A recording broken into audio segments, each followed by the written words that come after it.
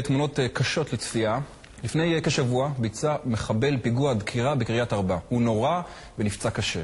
כשהוא מוטל על הקרקע, הגיח במכונית בעלה של הפצועה ודרס את המחבל שוב ושוב.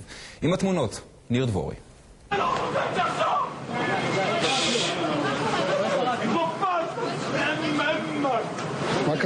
הוא קיבל גרזן בראש. יום חמישי בשבוע שעבר, סמוך לקריית ארבע, מחבל פלסטיני דקר לפני זמן קצר גבר ואישה בתחנת הדלק.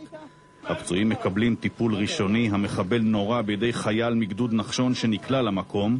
הוא שוכב על הכביש פצוע.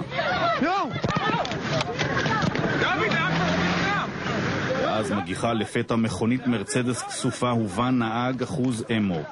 אלה התמונות שהגיעו לידינו. הנהג חולף בין האזרחים במהירות ודורס את המחבל, ואז חוזר אחורנית ודורס שוב.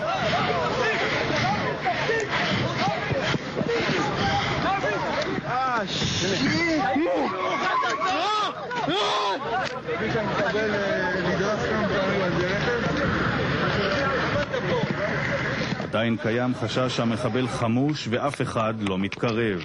רק לאחר דקות ארוכות נעצרת המכונית וכוחות הביטחון ניגשים למחבל, מוציאים אותו מתחת לגלגלי המכונית. אנשי מד"א מתחילים לטפל במחבל.